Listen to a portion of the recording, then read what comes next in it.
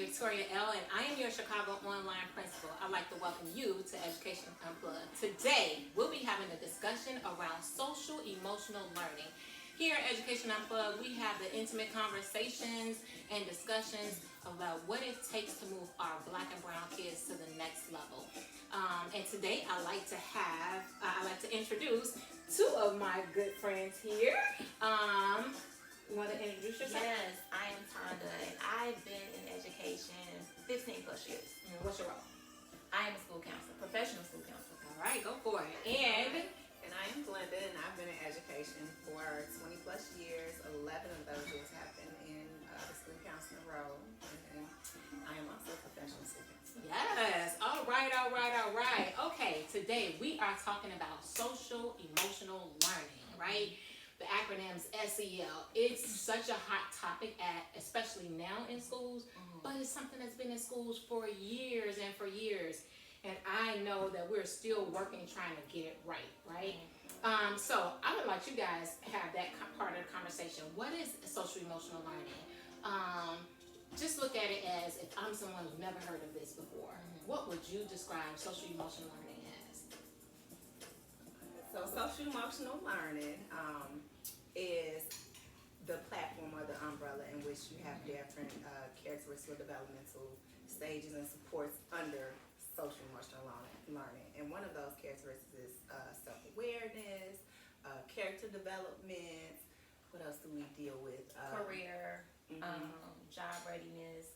And so when we talk about SEL, social emotional learning, that's as Yvette said, the umbrella. But there are so many things that happens up under that umbrella. And so more importantly, we want to address those social emotional needs so that students can concentrate on learning, right? Because if you are suffering, for example, from some trauma, it's no way I can teach you as a teacher and I'm not dealing or tapping into what's happening with you. And it's like Netflix, New Amsterdam, he's over the hospital. He always says, how can I help? So I say that to say we don't really know how to help until we can address what's wrong emotionally.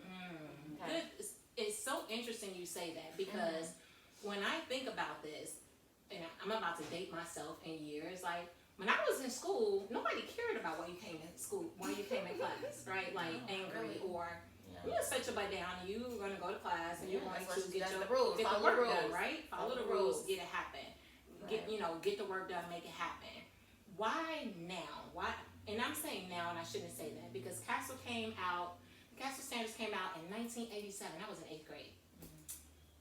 Illinois Learning Social Emotional Standards came out 20 years ago, right?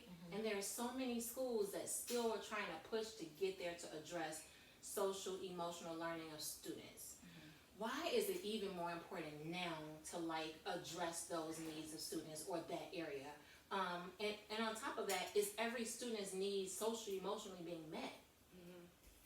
So I feel like it's a really big push as we're thinking generational. So back in the day, we weren't professional school counselors. We were called guidance counselors. So the role looked completely different.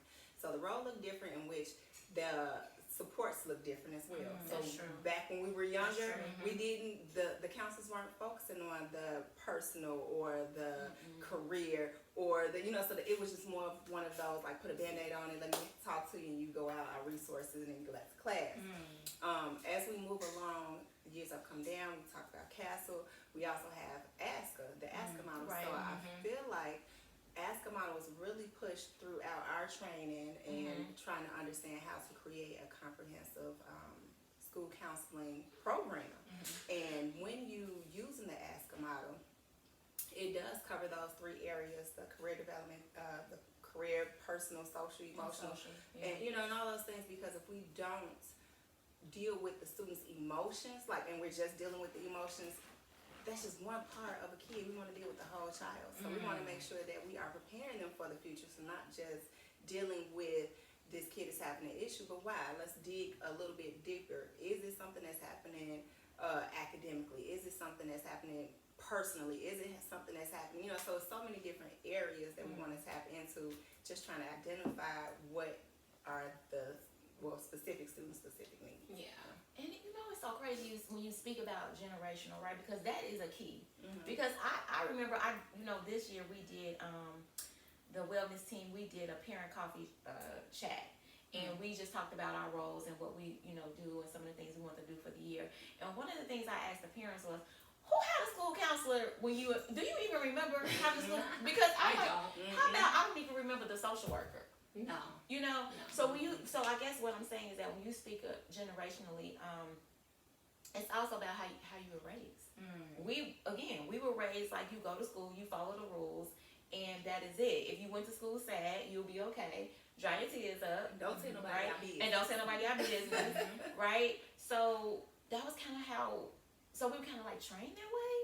You know what I mean? And so then they began to put school counselors in elementary schools, and it's still across the board. Most schools see the importance of it to have the social worker and the school counselor, because at the end of the day, we know that our social workers really, their main job is to meet their minutes. Yeah. They have a caseload, and so while they can't service the general population, they have a mandate in which they are supposed to meet. So that's probably a whole nother podcast, but they see the importance of it, and so we say all the time, like, some of these kids are kind of raised differently. So yeah. So tell me this then. What does that look like, right? You guys are supporting social emotional awareness, careers, personal situations of students that may be having a traumatic moment, maybe not, who just need this extra support.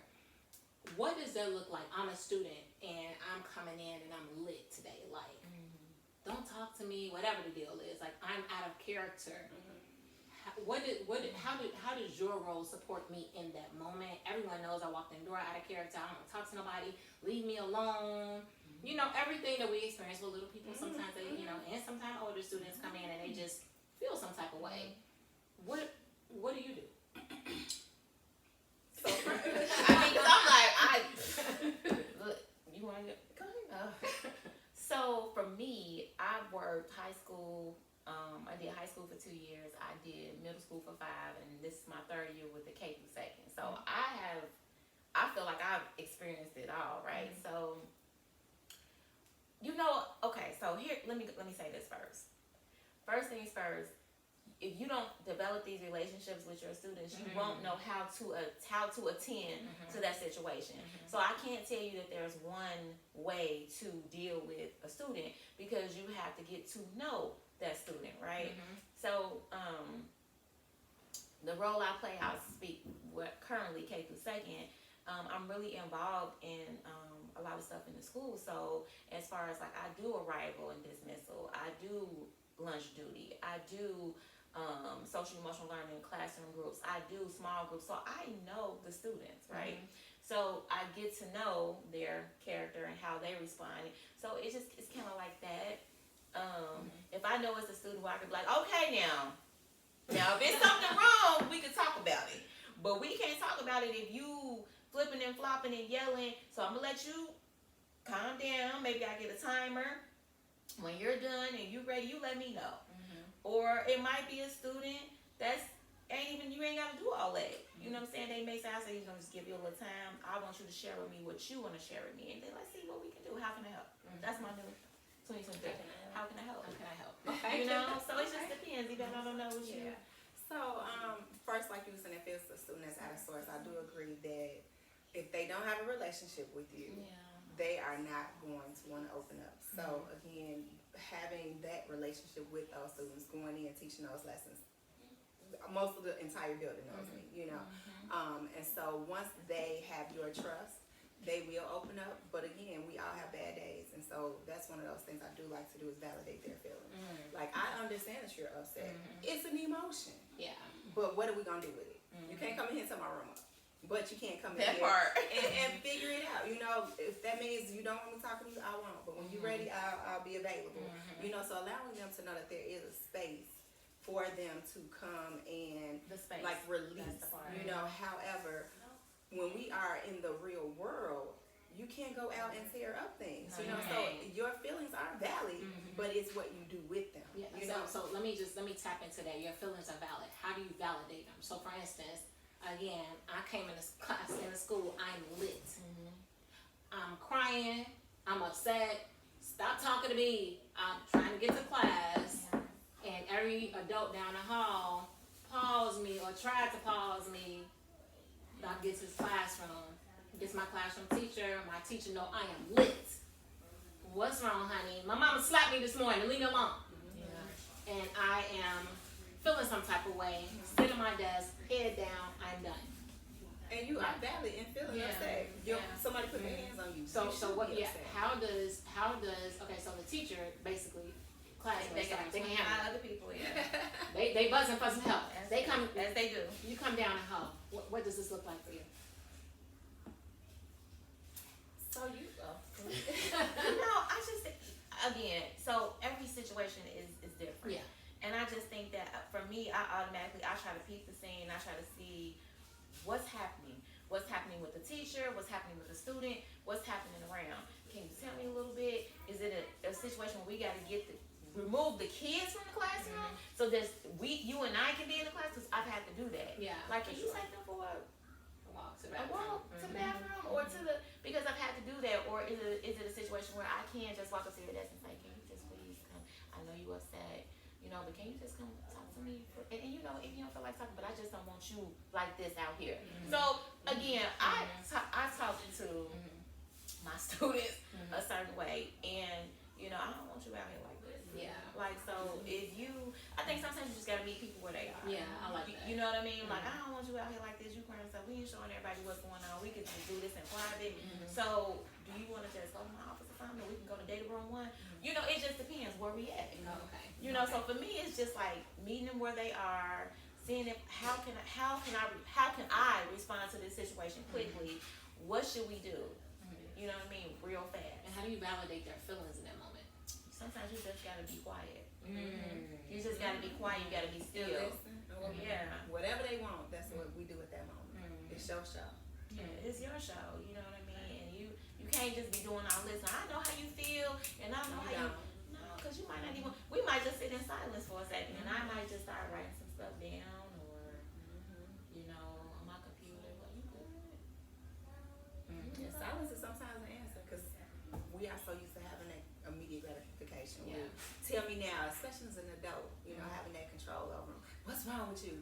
They may not be ready to talk. They may not even know what they feeling. Sometimes they may not even feel process it. Like I don't know how I'm feeling. I'm just mad. But I like what you said when you said sometimes you just have to allot the space. That's it. Yeah, I wanted to get back to that. You talked about space to release. What does in a school building, like a lot of kids may not even know this, right? Even parents, and I'm going to get to the whole parent aspect of this, about how do we explain SEO to families too, but let's talk about what does a space to release look like for the students? Like, is there a formal space? Like, I'm getting ready to go to Ms. Tanya's office. Like, what does that space to release look like? Or what could it look like, for schools who may not have an official space? I've worked in a couple of different buildings. Like I said, I worked in high school, middle school, and when I worked in high school, we didn't have like a relaxed room, or I had this huge office now where you can sit across from me, or we can sit at the table, and I won't say it was the most comfortable. Then in middle school, of course, and again, I had an office. I applied for some things, didn't get it, but to try to make it more of a budget, right? So, but I will say, where I am now, K through second, we actually have a whole room that has like relaxing chairs and like the I don't know what you call it, like it lights up and it's like fishes going all down and just a lot of things, a plush rug on the floor. You may need that space, so we do have something like that, which I'm happy they do, right? Because we talking about the little ones who they're like all over the place. I don't even know how to process what I'm feeling, but I'm angry or I'm sad. So they do have that, and then we also have just like a room full of like things you can feel, you can touch, you can draw, you can play with a doll. Again, I want to remind of the age group, but they have taking the time to invest in getting those things for a kid. So it's a shame, but when you ask that question, you're not gonna walk in every building and see that. Right. So it's hard to answer the question when you say, what does that space look like? Yeah. Okay, answer for every building.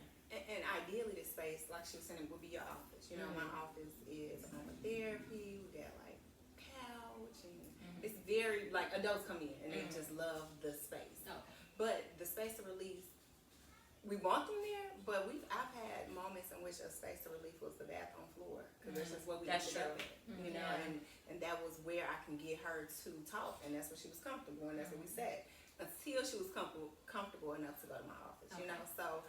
Allowing them, because you don't want to put something on top of an emotion that's already there and make it worse. You know, so if we're in the hallway and if I can just get you in the bathroom to have a moment with you, then that's what we'll do. Or sometimes it's a hallway, and it's like, can you please keep like move around us, move it, just don't even, let's keep going. I will say this, most definitely, like you all stated, that every school should invest in a particular space. It doesn't have to be a classroom. It could be some type of I don't want to say closet, but some open area where students have the ability to go and just downtime. And that could even be a space in the classroom where we call in the past at some schools that I led, we call the quiet corner. The calm corner that has space for students. It is most definitely a great investment for schools to have. And you'll see a lot more. You'll see students remain in the classroom, especially when they have opportunity to utilize those spaces. So I most definitely encourage school leaders to really push the bar in investing in calm corners, quiet corners within the classroom so students can have a space where they can release. Back to this. We have another guest joining us, but she's not on camera at this time. Unofficial, okay? Hey, Tori. This is Tori. She's been in education for the past 10 years. College and career coach. She's a baby. But we'll just let you add in real quick, and I'm going to jump right into the question about families. We'll go for it. I worked in a middle school for 2 years.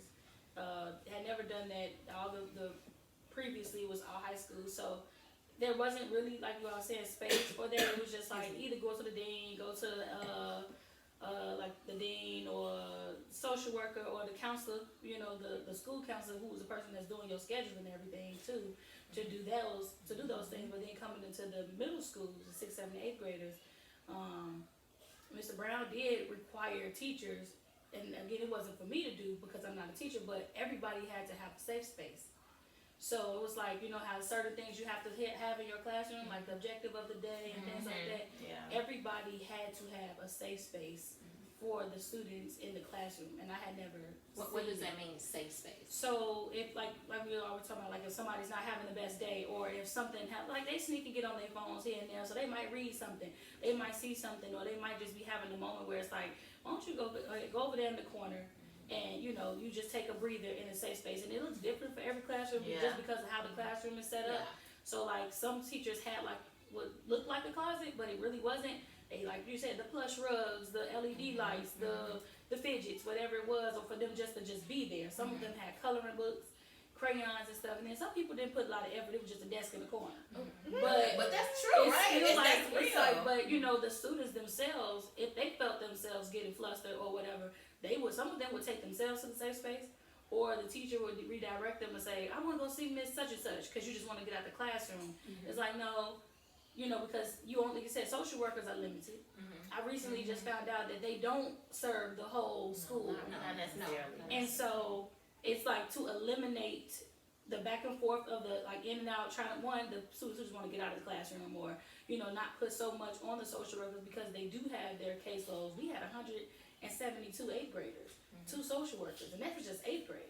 So to eliminate, you know, that type of pressure and in and out, that's why I believe that space was created for them to be able to release, relax a little bit. And the fact that they were doing it themselves sometimes was pretty big. So I did like that was one of the things that had to be in the classrooms. No, for sure. I think, again, like I stated, most schools should require a calm corner or something of that sort, but teachers will also be required to teach students how to use that calm corner as a moment to release and, you know, get back to bring themselves down. But there's a lot that comes with that. They have to be trained in those things. But I'm gonna jump back to this aspect of like thinking about social emotional learning.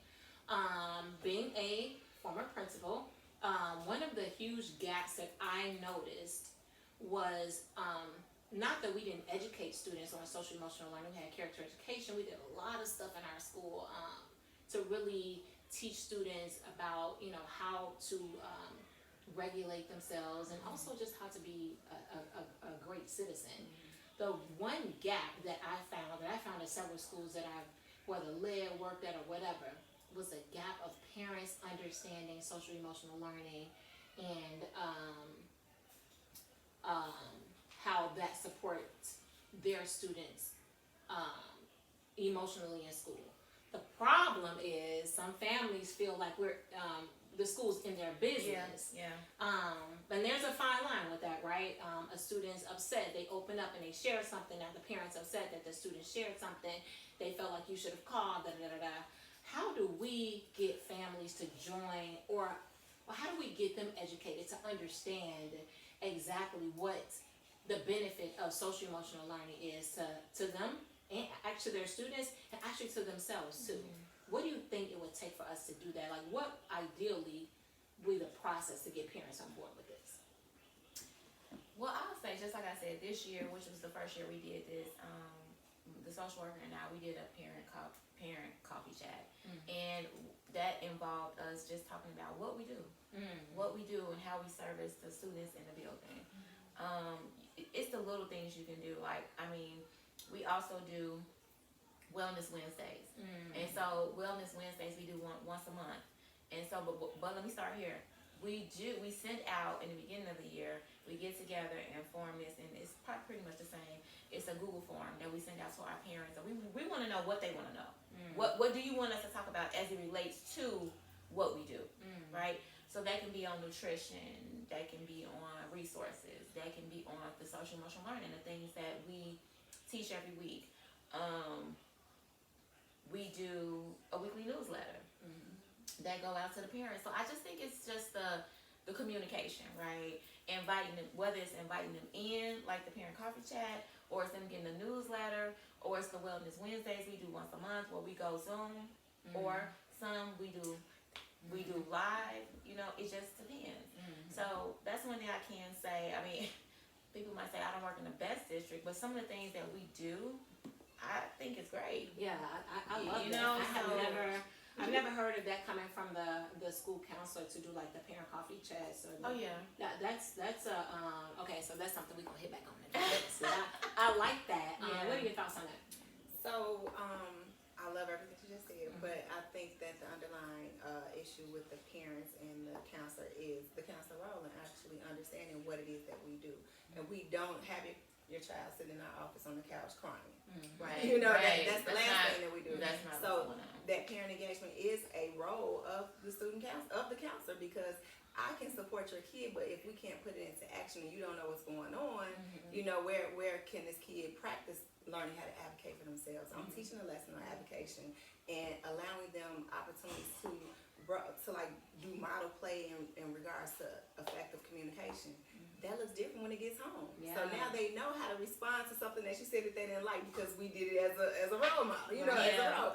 So the things that we're doing at school should be matriculating to home. So the things that we're talking about, I want the parents to see a difference in their kids. It's not always about, let me try to get you into the best high school or the best college. It's about, how can I get your kid to be the best person they can be in these streets? And that benefits you and me. You know, so allowing them to see that the role of the counselor is changing and it's not that stigma that's been attached to it for so long. But wait, let's talk about that stigma. Yes, let's get into that. That stigma. What is it? And it's not just the parents, it's the teachers. It's the school period. They don't know what we do. Some administrators be like, so, or you just kind of make your own schedule. And it's like, okay. Or you have some administrators that have you doing things that don't service those kids. It's inappropriate. You know what I mean? So they like, oh, it's inappropriate. It's inappropriate. Let me put it out there. It's inappropriate. Inappropriate So they should be doing schedules. Well, and so that's the thing. So in high school, oh my God, most of my job scheduling. was scheduling. Yeah. I or scheduling college. Those were important, but the schedule drove me. I learned how to do it, no doubt, but it drove me crazy. I spent lots of days, lots of hours, and then you think like once it's done, it's done. No. And that's taking away time from No. kids. I think parents too need to understand, like, you know how like it may sound crazy, but I think parents need PDs too. Oh yeah, for Really do. sure. For Like, sure. you know, they do, and maybe not as deep as what we have to have, like in the building and stuff. But like you said, to understand the basics, because not only do they need to understand like the role of like being counselors or even like college counselors and stuff like that, they need to understand the boundaries that we have to have between them and their child. Because a lot of them just expect for you to tell them everything, and they don't understand that, you know, by law, I am allowed to only do these things. And so they don't understand the boundary between counselor, student, and parent. And I think past educating them on like who we are, what my role is said to be, but what I really do, you know, because like you said, we wear multiple hats. I was doing prom and everything, you know, graduation, everything. But it's like understanding, like, you know, they want you to tell them the things that their kids are telling you, because they like, it's like, I can't give you that. Right. So I think part of that process too with parents being engaged is understanding the boundaries that schools have to have, and that the safe space isn't just for breakfast and lunch. Right. You know what I'm saying? Or just like, oh, they involved in extracurricular activities. This is literally a safe space all around, meaning I can't share certain things with you. I can ask questions, and, you know, I think too, like parents, like just to see it in the middle school, have a student miss 66 days of school. That's a lot. Yeah. And, you know, a parent just sitting like, well, I gotta work. You know, it's like that affects so much more. And again, times have changed, because back in the day, the truancy people would have been at the Knocking door. at the door. Yes, they would have. Knocking at the door. And so I think Yeah. the parents need to understand, like, we can only do so much, but we can't do one what we don't know, what they don't share, and they may not feel comfortable, but it's like, I have to know some of these things in order to be able to move the way I move, because you miss 66 days in school, as far as I'm concerned, you just ain't coming. But then you pull the parent in the meeting, and it's like life. Yeah. So I mean, I will like to say this, and not to come in defense or anything of that nature. Just thinking about why some families are reluctant to have detailed conversations. We know this, right? Like, especially being African American, living in African American community, DCFS is a normal term, and you know, kids knew that the people was coming to the house. And we all grew up with the adage, what goes on in my house stays in my house. And we're trying to move from that. And it's very difficult when you feel like what the kids call it, the ops are against you. Yeah, the ops. So the ops could be the school counselor, the teacher. I could be the lucky. Yeah, you know, it could be the principal. Right. Right? But the truth is, social emotional learning is really trying to not only have students open up, but it's like bridge the gap of that emotion and give them space to share. That doesn't necessarily mean that the police or DCFS is coming to your That doesn't house. mean that all the time. No. And I think a lot of families, and especially in the African American community, have grown up being targeted or have some type of experience of police, DCFS, or someone. I knew it was a norm in our house. You know, we knew when we got home. I bet they at our house. You know, and it could have been something small, but it was a fact that, like, oh, you got a scar on you. You didn't have it yesterday. You're not talking about where it's coming from. So send somebody to your house. It was just a norm. And so I understand that some families struggle with like their kids having a discussion with the school counselor. They don't know what's going to be said or maybe misinterpreted. And so that's probably why there's a lot of reluctance in there. I do want to just talk, first I want to like really commend the parent coffee chats and the wellness Wednesdays. If you're a school leader, most definitely I would encourage you to see, to talk with their team and see what you guys could build that in.